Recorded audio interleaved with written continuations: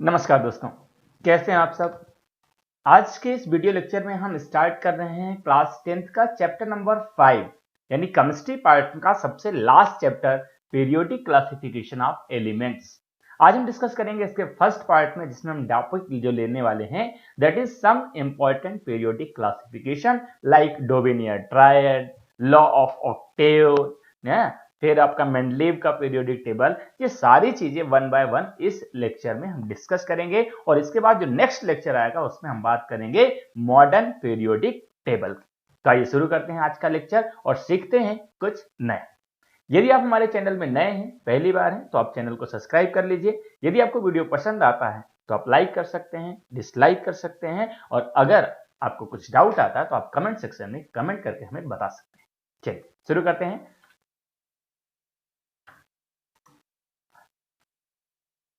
सबसे पहले हम बात करते हैं टॉपिक्स इन दिस चैप्टर, यानी इस चैप्टर में हम कौन कौन से टॉपिक डिस्कस करने वाले हैं। तो सबसे पहले मैं आपको बता देता हूं कि इसमें हम जो टॉपिक डिस्कस करेंगे, सबसे पहले हम बात करेंगे इंट्रोडक्शन की, देन डॉबेनियर ट्रायड्स यानी डॉबेनियर ने जो अपना नियम दिया था ट्रायड्स, फिर हम बात करेंगे इनके लिमिटेशंस की, यानी कौन कौन सी कमियां थी जिसकी वजह से ये नियम कैंसिल हो गया था या समाप्त कर दिया गया था। फिर हम बात करेंगे Newlands law of Octave, Newlands ने जो लॉ ऑफ ऑक्टेव दिया था उसके बारे में डिस्कस करेंगे। फिर इनकी लिमिटेशंस के बारे में बात करेंगे, इनके अंदर जो कमियां थी जिसकी वजह से ये नियम भी बंद कर दिया गया था, उस पर डिस्कस करेंगे। फिर हम बात करेंगे मेंडलीव पीरियोडिक टेबल की बात करेंगे। मेंडलीव ने जो सबसे अच्छा कहा जाता है कि उस समय जो पीरियोडिक टेबल दिया गया था वो सबसे बेस्ट पीरियोडिक टेबल था, उसको हम डिस्कस करेंगे। और साथ में हम बात करेंगे merits of Mendeleev periodic table, यानी उसकी जो खास बातें थी वो भी हम इस लेक्चर में डिस्कस करने वाले हैं। इसके बाद हम बात करेंगे लिमिटेशंस की बात करेंगे। लिमिटेशंस में हम जब बात करने वाले हैं, लिमिटेशंस की जब हम बात करेंगे तो लिमिटेशन में हम बात करेंगे कि जो मेंडलीव की पीरियोडिक टेबल में लिमिटेशंस जो कमियां रह गई थी उनकी हम बात करेंगे। साथ ही साथ हम बात करेंगे मॉडर्न पीरियोडिक टेबल की, जो कि हम सेकेंड लेक्चर में सेकेंड पार्ट में डिस्कस करने वाले हैं, वो भी हम यहां पर डिस्कस करेंगे। फिर हम सेकेंड लेक्चर में ही हम डिस्कस करेंगे एक्सप्लेनेशन की बात करेंगे। फिर हम बात करेंगे trends in modern periodic table में कौन कौन से ट्रेंड्स आते हैं, जैसे उसमें कैसे कैसे परिवर्तन आते हैं, जैसे मेटेलिक कैरेक्टर कैसे चेंज होता है, नॉन मेटेलिक कैरेक्टर कैसे चेंज होता है, एटॉमिक साइज में क्या चेंजेज आते हैं, मेटेलिक कैरेक्टर और non metallic character according to the periodic table. तो ये सारी चीजें हम डिस्कस करेंगे उसके सेकेंड पार्ट। तो आइए शुरू करते हैं। सबसे पहला टॉपिक हम लेते हैं इंट्रोडक्शन। तो जब हम बात करते हैं इंट्रोडक्शन की बात करते हैं तो आपको पता है कि जब शुरुआती दौर था, जब केमिस्ट्री स्टार्ट हुई थी, तो उस समय हमारे पास बहुत ज्यादा एलिमेंट्स डिस्कवर्ड नहीं थे। तो उस समय यदि हम बात करेंगे क्लासिफिकेशन की तो मुझे नहीं लगता कि जरूरत थी। लेकिन जैसे जैसे नए एलिमेंट्स, न्यू एलिमेंट डिस्कवर्ड होते गए, नंबर ऑफ एलिमेंट्स की संख्या बढ़ती गई, तो उस समय जरूरत पड़ी कि हम इन एलिमेंट्स को क्लासिफाई करें ताकि हम इनका स्टडी आसानी से कर सकें। तो शुरुआती दौर में हमने इनको 3 पार्ट में क्लासिफाई कर दिया था, like metals, non metals and मेटोलाइट्स। जब बहुत सारे एलिमेंट्स डिस्कवर्ड हुए तो इनके विस्तृत क्लासिफिकेशन की रिक्वायरमेंट हुई, ताकि कम समय में हम आसानी से स्टडी कर सकें, आसानी से अध्ययन कर सकें और उनके बारे में सीख सकें। तो इनमें अगर हम बात करते हैं कि matter around us present in form of elements, compounds and mixture, यानी हमारे पास आसपास चारों तरफ जो भी मैटर अवेलेबल है। मैटर की डेफिनेशन हमने पढ़ी थी क्लास 9th में। मैटर क्या होता है कि anything which has mass and occupy space is called matter. तो एवरीथिंग इज मैटर, ठीक है। तो ये सारी चीजें किन चीजों से मिलकर बनी हुई हैं? या तो एलिमेंट से मिलकर बनी होंगी, कंपाउंड्स होंगी, या फिर मिक्सचर होंगी। करेक्ट। एलिमेंट्स क्या होते हैं? तो elements are the substance containing atoms of only one type. एक ही प्रकार के एटम को जो कंटेन करते हैं उनको हम कहते हैं एलिमेंट्स। उसमें कौन कौन से आते हैं? जैसे सोडियम है, मैग्नीशियम है, एयू है, या फिर हमारे पास आज की डेट में 118 यानी 118 एलिमेंट डिस्कवर्ड हैं। तो ये सभी को क्या हम बोलते हैं? एलिमेंट्स बोलते हैं। क्यों बोलते हैं? क्योंकि इनमें केवल एक ही प्रकार के एटम्स कंटेन करते हैं। Is it clear? ओके। अब चलिए बात करते हैं हम। There are 118 elements known to us, यानी आज की डेट में हमारे पास जो डिस्कवर्ड एलिमेंट है वो कितने हैं? 118। All these have different properties, और ये सभी में डिफरेंट प्रॉपर्टीज पाई जाती हैं। एक्चुअली यहां पर अगर हम समझाने की कोशिश करें तो आपको पता है कि इस संसार में जितने भी प्रकार के सब्सटेंस अवेलेबल हैं वो सभी सब्सटेंस केवल और केवल 118 एलिमेंट से मिलकर बने हुए। 118 एलिमेंट्स की अगर हम बात करें तो सभी एलिमेंट्स जो है वो एटम से मिलकर बने हुए हैं। अगर एटम्स की बात करें तो एटम्स इलेक्ट्रॉन्स, प्रोटॉन्स, न्यूट्रॉन से मिलकर बने हुए हैं। तो अगर सभी एटम इलेक्ट्रॉन, प्रोटॉन, न्यूट्रॉन से मिलकर बने हुए हैं, सभी मैटर एटम से मिलकर बने हुए हैं, तो फिर जितना भी मटेरियल या जितने भी सब्सटेंस हमारे आसपास दिखाई देते हैं, क्या इनमें अलग अलग प्रॉपर्टी होनी चाहिए? तो जवाब उठता है नहीं। क्यों नहीं होनी चाहिए? क्योंकि भाई जब एटम सभी से बने हुए हैं, एटम में इलेक्ट्रॉन, प्रोटॉन, न्यूट्रॉन है, तो बेसिक डिफरेंस क्या है एटम्स में, जिसकी वजह से इस संसार में जितने भी पार्टिकल्स अवेलेबल हैं, जितने भी मैटर, सब्सटेंस, मटेरियल अवेलेबल हैं, सबकी प्रॉपर्टीज डिफरेंट डिफरेंट होती है। The basic difference, a basic concept is number of protons and number of electrons and number of neutrons present in nucleus of atom are different. अगर हम बात करेंगे hydrogen, hydrogen is first element, it is hydrogen because the number of protons 1 is present in hydrogen atom, so it is hydrogen.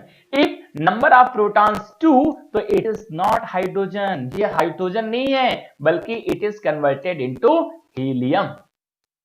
और अगर हम number of protons हम 2 से बढ़ाकर 3 कर देते हैं, तो ये अब हीलियम या हाइड्रोजन नहीं है, बल्कि ये क्या है, ये अगला एलिमेंट यानी लिथियम बन जाता है। तो इसी तरह जब हमारे पास 118 एलिमेंट्स हैं, तो 118 एलिमेंट्स का मतलब है कि सभी एलिमेंट्स के जो एटम हैं उसमें number of protons different different हैं। अगर 1 प्रोटॉन है तो हाइड्रोजन, 2 प्रोटॉन है तो हीलियम, 3 प्रोटॉन है तो लिथियम, 4 है beryllium, 5 boron, 6 carbon, 7 nitrogen, 8 oxygen, 9 fluorine, 10 neon, 11 sodium, 12 magnesium, 13 aluminium, 14 silicon. तो इस तरह से नंबर ऑफ प्रोटॉन्स बढ़ते जाते हैं, तो डिफरेंट टाइप के या डिफरेंट प्रॉपर्टीज के एलिमेंट हमें मिलते जाते हैं। तो आज की डेट में हमारे पास कितने एलिमेंट्स अवेलेबल हैं? 118, यानी 118 तत्वों की खोज आज तक हो चुकी है, और इन्हीं के क्लासिफिकेशन की आज हम बात करने वाले हैं। To make the study of these elements easy, these elements have been divided into few groups in such a way that elements in the same group have similar properties. यानी ये जो 118 एलिमेंट्स हैं, इनको आसानी से स्टडी किया जा सके, इनका अध्ययन आसानी से हो सके, उसके लिए इनको हमने ग्रुप्स में डिवाइड कर दिए। और ग्रुप्स में डिवाइड करने का रीजन ये था कि एक ग्रुप्स में जितने भी एलिमेंट्स होंगे उनकी प्रॉपर्टीज सिमिलर होंगी, मतलब लगभग एक जैसी होंगी। तो अगर एक ग्रुप के एलिमेंट्स हम एक साथ रख देते हैं तो हमें समझ में आता है कि इनकी सबकी प्रॉपर्टीज लगभग एक जैसी होंगी। जैसे जो फर्स्ट आपका क्लासिफिकेशन हुआ था metals, non metals and metalloids में, तो मेटल्स की प्रॉपर्टी लगभग सिमिलर है, नॉन मेटल्स की प्रॉपर्टी लगभग सिमिलर है, मेटेलॉइड्स की प्रॉपर्टी लगभग सिमिलर है। तो आसानी से हम आइडेंटिफाई कर सकते हैं कि किस एलिमेंट की प्रॉपर्टी किस तरह से है, क्योंकि वो एक ही ग्रुप में रखे हुए हैं। क्लियर है? चलिए आगे बढ़ते हैं।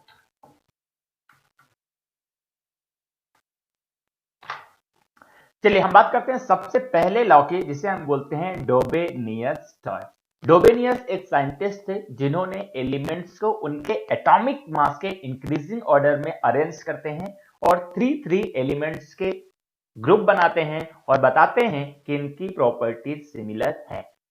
जैसे when elements were arranged in the order of increasing atomic mass, that is very important, you have to note it down, increasing atomic mass में, यानी जो डोबेनियर ने अपना नियम दिया था, लॉ दिया था, उन्होंने बोला था कि सभी एलिमेंट्स को उनके एटॉमिक मास के इंक्रीजिंग ऑर्डर में अरेंज करना है। Then groups of 3 elements, 3 elements के 3 तत्वों के ग्रुप बनाए, जिन्हें हम बोलते हैं नोन एज ट्रैड्स, या उन्हीं को हम बोलते हैं डोबेनियर ट्रैड्स। ट्रैड्स मतलब 3 होता है। तो हैविंग सिमिलर केमिकल प्रॉपर्टीज, जिनकी केमिकल प्रॉपर्टीज क्या होंगी? सिमिलर होंगी। बात समझ में आई? कैसे? जैसे मान लेते हैं हमारे पास 1 एलिमेंट है, 2 एलिमेंट है, 3 एलिमेंट है, 4 एलिमेंट है, 5 एलिमेंट है, 6 एलिमेंट है, 7 एलिमेंट्स, ये मान लेते हैं कि नंबर ऑफ एलिमेंट्स है। तो इनको पहले इंक्रीजिंग ऑर्डर में अरेंज कर लिया, इसके बाद 3 एलिमेंट्स के ग्रुप बना दिए। जैसे 3 एलिमेंट्स का ग्रुप ये बना दिया, फिर 3 एलिमेंट्स का ग्रुप ये बना दिया, फिर 3 एलिमेंट्स का ग्रुप ये बना दिया, तो इस तरह से जो 3 एलिमेंट्स के ग्रुप बनाए, उन्होंने बताया कि इस ग्रुप में जितने भी एलिमेंट्स हैं इनकी केमिकल प्रॉपर्टीज सिमिलर होंगी, इस ग्रुप में जो एलिमेंट्स हैं इनकी केमिकल प्रॉपर्टीज सिमिलर होंगी, या फिर इस ग्रुप में जो भी एलिमेंट्स अवेलेबल हैं इनकी भी प्रॉपर्टीज सिमिलर होंगी। ऐसा बताया किसने? डोबेनियर ने। ठीक है, चलिए आगे बढ़ते हैं।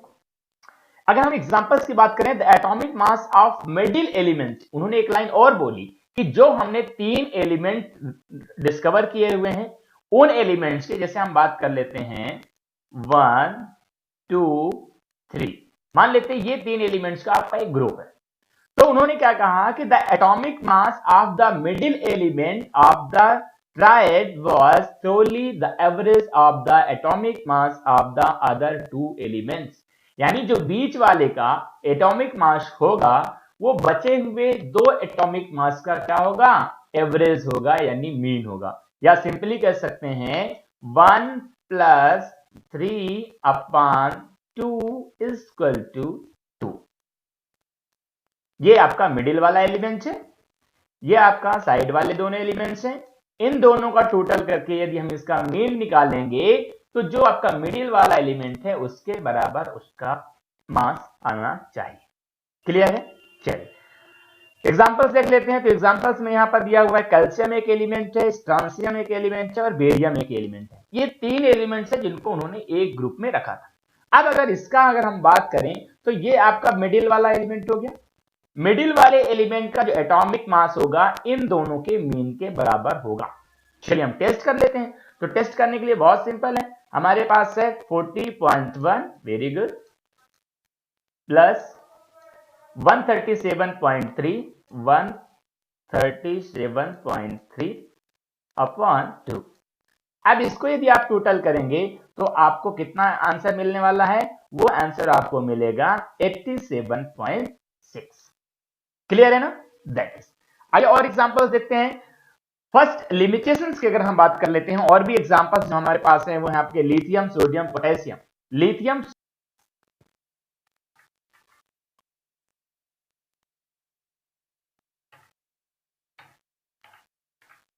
चलिए तो देखते हैं सबसे पहला एग्जांपल जो यहां पर आपके सामने दिया हुआ है, दैट इज लिथियम, सोडियम और पोटेशियम। लिथियम, सोडियम और पोटेशियम की अगर हम बात करें तो ध्यान से देखिए इन तीनों को डोबेनियर ने एक ही ग्रुप में रखा था, लिथियम, सोडियम और पोटेशियम को। अगर हम बात करेंगे एटॉमिक मास की तो लिथियम का जो एटॉमिक मास है वो है समथिंग 7, सोडियम का समथिंग 23, ये पॉइंट में है लेकिन मैं लगभग बता देता हूं, और जो पोटेशियम है उसका है लगभग 39। ये एटॉमिक मास है। तो सबसे पहला नियम तो ये कहता है कि इनका इंक्रीजिंग ऑर्डर है एटॉमिक मास का, बिल्कुल सही है। फिर अगर हम बात करेंगे तो बताया गया कि बीच का जो एटॉमिक मास होगा वो शुरू में और लास्ट में जो 2 एलिमेंट्स हैं उनका एटॉमिक मास का मीन होगा। ठीक है, मतलब एवरेज होगा। तो देख लेते हैं, अगर 39 + 7/2 करेंगे तो क्या आएगा? तो 39 7 होता है 46, 46/2 कितना हो गया? दैट इज 23, और 23 किसका है? दैट इज सोडियम का। ये इसी तरह कैल्शियम, स्ट्रांसियम, बेरियम का अभी हमने जस्ट डिस्कस किया। क्लोरीन, ब्रोमीन और आयोडीन का भी करेंगे तो बिल्कुल यही नियम फॉलो होता है। तो इस तरह से इन्होंने अरेंज किया। बाद में अगर हम बात कर रहे हैं लिमिटेशंस की बात कर रहे हैं, लिमिटेशन ऑफ डोबेनियर ट्राई, यानी क्या कमियां थी, कौन कौन सी लिमिटेशन थी जिसकी वजह से फेल हो गया। तो the reason is only 3 traits were recognized from the elements known at the time। यानी उस समय जितने भी एलिमेंट डिस्कवर्ड थे, जब हम उनकी ग्रुपिंग कर रहे थे, उनको हम इस नियम के आधार पर अरेंज कर रहे थे, तो वहां पर केवल और केवल 3 ग्रुप उन्होंने बनाए थे, जो कि आपको यहां पर एग्जांपल में दिया होगा। पहला है आपका लिथियम, सोडियम, पोटेशियम का, दूसरा कैल्शियम, स्ट्रांसियम, बेरियम का, और तीसरा क्लोरीन, ब्रोमीन, आयोडीन का। इसका मतलब केवल और केवल 9 एलिमेंट्स उस समय आइडेंटिफाइड थे, या फिर कह सकते क्लासिफाइड थे। इसके अलावा जो रिमेनिंग एलिमेंट्स थे उनके बारे में उन्होंने कुछ भी डिस्कशन नहीं किया था, और यही रीजन है जिसकी वजह से डोबेनियर का जो ट्राइब्स का जो नियम था वो समाप्त कर दिया गया, या उसकी कमी की वजह से इसको बंद कर दिया गया, और हमें जरूरत पड़ी नए नियम की, जिसे हम कहते हैं Newlands law of Octave, Newlands के अष्टक का नियम। चलिए देख लेते हैं न्यूलैंड ने क्या कहा अपने नियम में। तो first line, Newland arrange then known elements in the order of increasing atomic mass. यानी जिस तरह से डोबेनियर ने सभी एलिमेंट्स को इंक्रीजिंग एटॉमिक मास में अरेंज किया था, सेम वैसे ही न्यूलैंड ने भी जितने भी उस समय एलिमेंट डिस्कवर थे उनको सभी को इंक्रीजिंग ऑर्डर में अरेंज किया and found that the property of every eighth element is similar to that of the first element।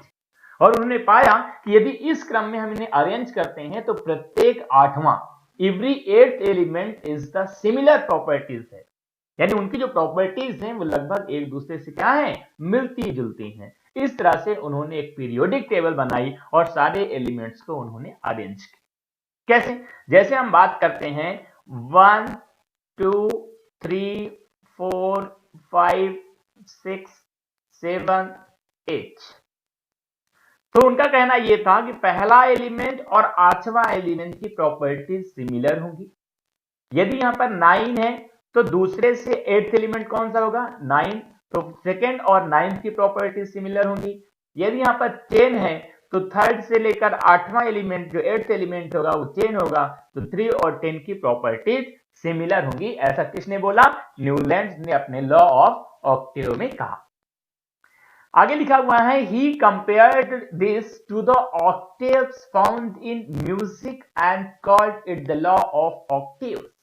जिस तरह से म्यूजिक में, संगीत में 7 स्वर होते हैं, 7 स्वर होते हैं, सा रे गा मा पा धा नी, यानी 7 स्वर के बाद फिर से जो लास्ट वाला वर्ड आता है वो आता है सा। ध्यान से गिनेंगे, सा रे गा मा पा धा नी सा, यानी 7 सुरों के बाद जो 8वां सुर निकलता है वो पहला सुर होता है। पहला सुर क्या होता है, सा, और 8वां सुर क्या होता है, सा। तो पहला और 8वां क्या हुआ, सिमिलर हुआ। तो जिस तरह से संगीत के 7 स्वरों के बाद जो 8वां स्वर आता है वो पहले स्वर से मिलता है, उसी तरह से एलिमेंट को यदि उनके एटॉमिक मास के इंक्रीजिंग ऑर्डर में अरेंज करते हैं तो फर्स्ट एलिमेंट 8th एलिमेंट की सिमिलर प्रॉपर्टीज शो करता है। ऐसा किसने कहा, न्यूलैंड ने कहा। अच्छा, न्यूलैंड के बारे में एक बहुत अच्छी बात आती है कि न्यूलैंड जो संगीत प्रेमी थे, म्यूजिक उन्हें बहुत पसंद था, और म्यूजिक बहुत पसंद होने की वजह से जो उन्होंने 7 सुर निकाले उसको उन्होंने अपने पीरियोडिक टेबल में डाल दिए, और इसीलिए उन्होंने इसे बोला law of octaves. For example, the property of lithium and sodium. अगर हम लिथियम और सोडियम की प्रॉपर्टीज की बात करें तो दोनों सिमिलर प्रॉपर्टीज शो करते हैं, क्योंकि लिथियम और सोडियम के बीच में 7 एलिमेंट्स आते हैं, यानी 8th एलिमेंट कौन सा होता है, sodium. That is the reason. चलिए आइए देखते हैं इनका पीरियोडिक टेबल देख लेते हैं और समझने की कोशिश करते हैं। उस समय जितने भी एलिमेंट डिस्कवर्ड थे उनको उन्होंने अरेंज किया था।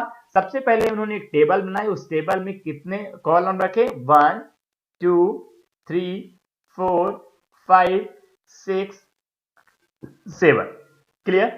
फिर उन्होंने एटॉमिक मास में इंक्रीजिंग ऑर्डर में अरेंज किया, तो सबसे कम एटॉमिक मास किसका, हाइड्रोजन का, then lithium, then beryllium, then boron, then carbon, then nitrogen, then oxygen. Oxygen के बाद फिर कौन सा आएगा, फ्लोरीन आएगा, फिर आपका सोडियम, मैग्नीशियम, एल्यूमिनियम, सिलिकॉन। इस तरह से उन्होंने अरेंज कर दिया इंक्रीजिंग ऑर्डर में। दूसरी बात इन्होंने कहा कि प्रत्येक 8वां element, every 8th element has similar properties. कोई भी एलिमेंट यहां पर हम उठा लें, जैसे हम यहां पर एक एलिमेंट आपको एग्जांपल के लिए ले लेते हैं, लिथियम। लिथियम आपका पहला एलिमेंट है, तो 1 2 3 4 5 6 7 8th एलिमेंट कौन सा है, सोडियम। तो सोडियम और लिथियम की प्रॉपर्टीज क्या होंगी, सिमिलर होंगी, और इसीलिए इनको हमने एक ही ग्रुप में रखा है। कोई दूसरा एलिमेंट ले लेते हैं, जैसे हम रख लेते हैं आपकी कार्बन को। तो कार्बन आपका फर्स्ट एलिमेंट हो गया, second, third, fourth, fifth, six, 7 और ये 8th एलिमेंट सिलिकॉन है, फर्स्ट एलिमेंट आपका कार्बन है। तो कार्बन और सिलिकॉन की जो प्रॉपर्टीज होंगी वो लगभग सिमिलर होंगी, और इसीलिए इनको हमने एक ग्रुप में रखा है। चलिए एक एग्जांपल और ले लेते हैं। एक एग्जांपल यदि हम और दूसरा ले लेते हैं, जैसे मान लेते हैं हम ले लेते हैं यहाँ फ्लोरीन। तो फ्लोरीन आपका फर्स्ट एलिमेंट है, सेकेंड, थर्ड, फोर्थ, फिफ्थ, 6 7 और 8th एलिमेंट कौन सा है, क्लोरीन। तो क्लोरीन और क्लोरीन की प्रॉपर्टीज क्या होंगी, सिमिलर होंगी, या फिर सिंपली हम कह सकते हैं कि प्रत्येक ग्रुप में रखे हुए जितने एलिमेंट्स होंगे उनकी सबकी प्रॉपर्टीज सिमिलर होंगी। किसके अनुसार? लॉ ऑफ ऑक्टेव, यानी न्यूलैंड्स ने जो पीरियोडिक क्लासिफिकेशन हुआ था उसके आधार पर। यह नियम रहा किसका? लॉ ऑफ ऑक्टेव यानी न्यूलैंड्स का। बाद में यह नियम भी समाप्त कर दिया जाता है। इसकी भी कुछ कमियां हैं, आइए देख लेते हैं limitations of Newlands law of octave. कौन कौन सी कमियां हैं? तो सबसे पहला है it was applicable up to calcium for lighter elements only, यानी ये जो नियम था ये सिर्फ कैल्शियम तक ही काम करता था, यानी जो लाइटर एलिमेंट थे, जो हल्के तत्व थे, हल्के एलिमेंट थे, वहां तक काम करता था, इसके आगे नहीं। यानी यदि हम बात करेंगे यहां पर ये कैल्शियम है, कैल्शियम तक तो ये नियम फॉलो होता है, पर कैल्शियम के बाद अगर हम बात करेंगे क्रोमियम की बात करेंगे, एडियम की बात करेंगे, तो इन दोनों की प्रॉपर्टीज सिमिलर नहीं है, जबकि इनके नियम अनुसार सिमिलर होनी चाहिए थी। और इसी लिमिटेशन की वजह से न्यूलैंड्स का लॉ ऑफ ऑक्टेव क्या होता है? समाप्त हो जाता है। Second reason, properties of new discovered elements did not fit into the law of octave, यानी बाद में जो नए एलिमेंट डिस्कवर्ड हुए थे उन एलिमेंट्स की प्रॉपर्टी के बारे में कुछ भी इन्होंने नहीं कहा था, या जो डिस्कवर्ड हुए थे उनको यदि इस नियम के अनुसार अरेंज करते हैं तो उनकी प्रॉपर्टीज मैच नहीं होती हैं, यानी सिमिलर नहीं होती हैं। इस वजह से इनका जो नियम है लॉ ऑफ ऑक्टेव वो भी क्या होता है? समाप्त हो जाता है, और हमें जरूरत पड़ती है नए पीरियोडिक क्लासिफिकेशन की। यहां पर एक लाइन और आती है, to fit elements into the table Newlands put even two elements together is one slot at that too in the column of unlike elements having very different properties. यहां पर देखिए मैं आपको पीरियोडिक टेबल दिखा के बता देता हूं, ये पीरियोडिक टेबल है। इस पीरियोडिक टेबल में ध्यान से देखो, यहां पर कोबाल्ट और निकेल इन दोनों एलिमेंट्स को उन्होंने एक ही ग्रुप में रख दिया है, जबकि ऐसा संभव नहीं है, क्योंकि दोनों की प्रॉपर्टीज, कोबाल्ट और निकेल, इन दोनों की प्रॉपर्टीज में जमीन आसमान का डिफरेंस है। यहां पर आप देखिए सेलियम और लैंथेनियम, ये दोनों एलिमेंट्स को, सीजियम और लैंथेनियम को इन्होंने एक साथ रख दिया था, जबकि दोनों प्रॉपर्टीज में जमीन आसमान का डिफरेंस है, जिसकी वजह से इनका जो नियम है लॉ ऑफ ऑक्टेव वो समाप्त कर दिया जाता है। क्लियर है? चलिए आगे बढ़ते हैं और देखते हैं मेंडलीव्स पीरियोडिक टेबल।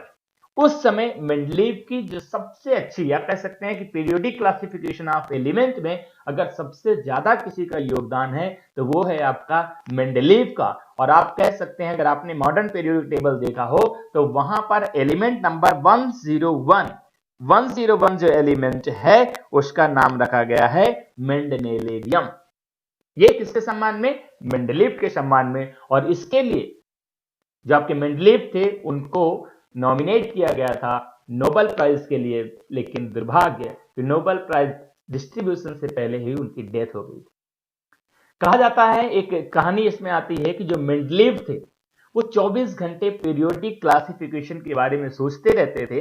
एक रात उनको स्वप्न में आया, उस समय जो पीरियोडिक क्लासिफिकेशन होता था वो ऐसे होते थे कि जैसे ताश के पत्ते होते हैं ना, तो उसमें सभी में एलिमेंट्स के नाम लिख लेते थे, फिर उसको वो अरेंज करते थे, किसको आगे रखना, किसको पीछे रखना, किसको दाएं रखना, किसको बाएं रखना, ऐसा। तो जब रात को वो सो रहे थे तो उनको स्वप्न में एक पीरियोडिक क्लासिफिकेशन ध्यान में आया। उन्होंने स्वप्न में देखा, नींद उनकी खुल गई, वापस आए, उन्होंने सारे पत्ते इकट्ठा किए और उनको अरेंज किया। और जब अरेंज किया तो उन्होंने पाया कि स्वप्न में जो उन्होंने देखा था वो जब उन्होंने देखा तो बिल्कुल सही आया। कहते हैं सिर्फ एक दो एलिमेंट का डिफरेंस आया था जो बाद में उन्होंने करेक्ट किया था, बाकी सेम जो उन्होंने स्वप्न में देखा था वही का वही periodic table Mendeleev's periodic table के नाम से जाना जाता है। कहते हैं ना कि सुबह का देखा हुआ सपना सच होता, हो सकता है काश ऐसा ही होगा। देखते हैं कि when elements are arranged in the order of increasing atomic mass, यानी यहां पर भी सिमिलरिटीज है। जिस तरह से डोबेनियर ने ट्राइड का नियम दिया, लॉ ऑफ ऑक्टेव न्यूलैंड्स ने दिया, उसी तरह जब मेंडलीव ने अपनी पीरियोडिक टेबल को बनाया तो उन्होंने भी सभी एलिमेंट्स को उनके इंक्रीजिंग एटॉमिक मास के ऑर्डर में अरेंज किया। पहली लिखा the elements with similar properties occurs at regular intervals. अच्छा, वहां पर देखिए न्यूलैंड्स ने क्या बोला था कि प्रत्येक 8वां एलिमेंट पहले एलिमेंट की सिमिलर प्रॉपर्टीज शो करेगा, बट यहां पर मेंडलीव कहते हैं कि एक निश्चित अंतराल के बाद, यानी एक रेगुलर इंटरवल के बाद एलिमेंट्स की प्रॉपर्टीज सिमिलर होंगी यदि उनके एटॉमिक मास के इंक्रीजिंग ऑर्डर में अरेंज किया जाए तो। क्लियर है? चलिए आगे क्या बोला उन्होंने, the properties of elements are a periodic function of the atomic mass. ये आपका नियम है किसका? मेंडलीव का पीरियोडिक क्लासिफिकेशन का लॉ कि the properties of elements are the periodic functions of their atomic masses. Mendeleev periodic table is based on the chemical properties of elements. यहां पर जो मेंडलीव की जो पीरियोडिक टेबल थी वो किस बेस पे थी? केमिकल प्रॉपर्टीज ऑफ एलिमेंट्स की। It contains 7 periods.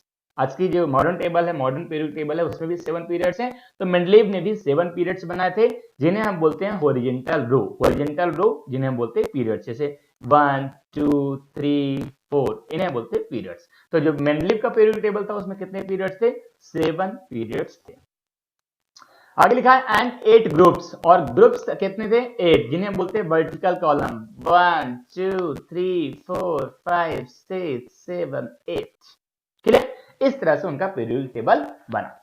इस समय आपके सामने स्क्रीन में पीरियोडिक टेबल आपको दिखाई दे रही है। यहां पर अगर ध्यान से देखेंगे तो कितना ग्रुप बोला था? 8 ग्रुप। चलिए मैं दिखा देता हूं आपको। ये आपके ऊपर जो लिखा है ये ग्रुप है। First group, second group, third group, fourth group, fifth group, sixth group, seventh group और 8th ग्रुप। आगे अगर हम बात करेंगे पीरियड्स की बात करेंगे तो पीरियड्स 1 हो गया, 2 हो गया, 3 हो गया, 4 हो गया, 5 हो गया, 6 हो गया और ये 7 हो गया। यानी कितने पीरियड्स थे? 7 पीरियड्स और 8 ग्रुप। आगे यहां पर बोला जाता है कि लास्ट वाला जो ग्रुप है, 8 नंबर का ग्रुप है, इसको छोड़कर जितने भी ग्रुप थे उनको सब ग्रुप में ए और बी में डिवाइड किया गया। चलिए ये ए और बी में डिवाइड कर दिया गया। तीसरी चीज आती है कि इन्होंने जितने भी एलिमेंट उस समय डिस्कवर्ड थे उनको इंक्रीजिंग एटॉमिक मास के ऑर्डर में अरेंज किया था, और एक ग्रुप में आने वाले जितने भी एलिमेंट्स थे उनकी सबकी प्रॉपर्टीज सिमिलर थी। जैसे अगर हम बात करेंगे फर्स्ट ग्रुप की बात करते हैं तो फर्स्ट ग्रुप में हाइड्रोजन है, लिथियम है, सोडियम है, पोटेशियम है, रुबिडियम है, कैल्शियम है। ये सभी की प्रॉपर्टीज क्या होंगी? सिमिलर होंगी। अगर बढ़ते एटॉमिक मास की बात करें, देखो 1 सबसे कम है, फिर 6 है, फिर 9 है, फिर 10 है, फिर 12 है, फिर 14 है, फिर 15 है, फिर 18 है। इस तरह से उन्होंने जितने भी एलिमेंट उस समय डिस्कवर्ड थे उनको अरेंज किया था। क्लियर है? ये हो गया आपका किसका? Periodic table of Mendeleev. आइए देखते हैं merits of Mendeleev's periodic table. यानी जो मेंडलीव पीरियोडिक टेबल थे इनकी कौन कौन सी खास बात थी, कौन कौन सी अच्छी बातें थी। तो है सेम गैप्स लिखा हुआ, some gaps were left for the undiscovered elements like gallium, scandium, germanium. मतलब कि उस समय जितने एलिमेंट डिस्कवर्ड थे उनके लिए तो उन्होंने पीरियोडिक टेबल बना दी थी। इसके अलावा उन्होंने एक अंदाजा लगाया था कि भविष्य में कुछ एलिमेंट और डिस्कवर्ड होंगे, उनको कहां रखा जाएगा ताकि बाद में पीरियोडिक टेबल को डिस्टर्ब ना किया जाए, इसलिए उन्होंने कुछ गैप छोड़ दिए थे। जैसे हाइड्रोजन के बाद हीलियम के लिए जगह छोड़ दी गई थी, खाली जगह छोड़ दी गई थी, ताकि भविष्य में अगर कोई एलिमेंट डिस्कवर्ड होगा तो उसको हम वहां पर रख सकते हैं। जैसे यहां पर देखिए, ठीक है, तो ये जो गैप छोड़े गए थे, ये गैप सिर्फ इसलिए छोड़े गए थे ताकि उस समय जो एलिमेंट डिस्कवर्ड होंगे उनको बिना डिस्टर्ब किए हुए वहां पर अरेंज कर दिया जाए। तो पहली खास बात ये हो गई। दूसरी खास बात यह थी कि predict properties of elements on the basis of their position in the periodic table. उन्होंने जो एलिमेंट भविष्य में डिस्कवर्ड किए जाएंगे उनकी पोजीशन के बेस से उनकी प्रॉपर्टीज भी डिफाइन कर दी थी, प्रेडिक्ट कर दी थी कि भविष्य में ये एलिमेंट डिस्कवर्ड होगा, इसका स्थान ये होगा और इसकी केमिकल प्रॉपर्टीज ये होंगी। ये प्रेडिक्शन किसका था? मेंडलीव का। अगला पॉइंट कहता है कि accommodate noble gases when they were discovered.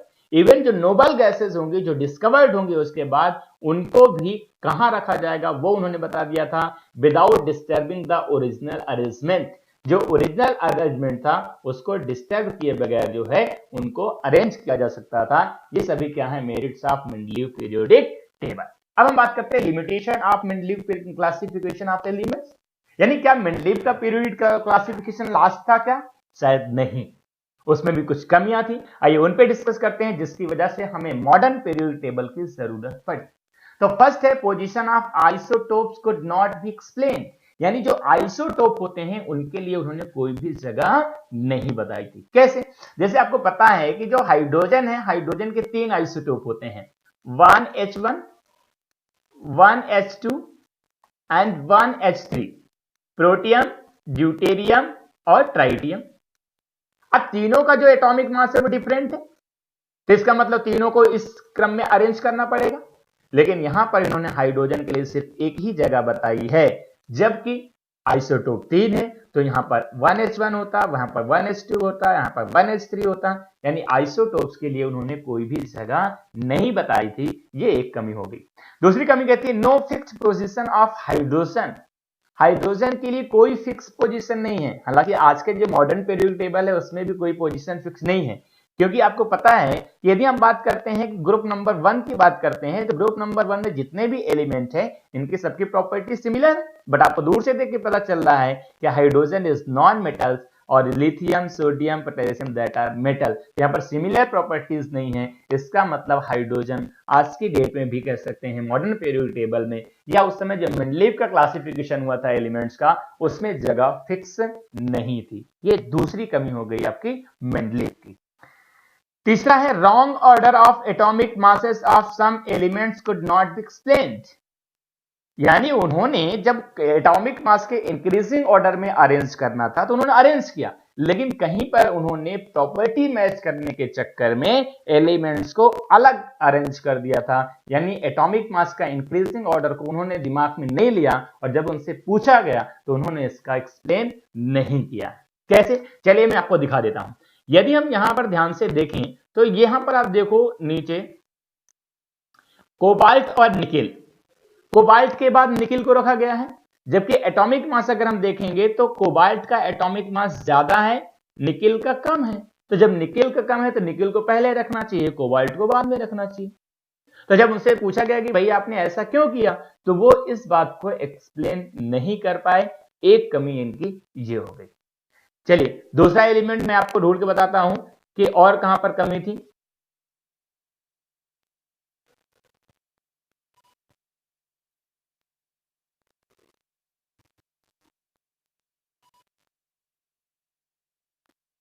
ठीक है, तो ये आपको समझ में आ गया कि उन्होंने कहीं पर भी कुछ तो भी गड़बड़ कर दी थी जिसकी वजह से उनकी प्रॉपर्टीज मैच नहीं कर रही थी। क्लियर है? चलिए आगे मैं आपको दिखा देता हूं नेक्स्ट उनकी जो कमी थी।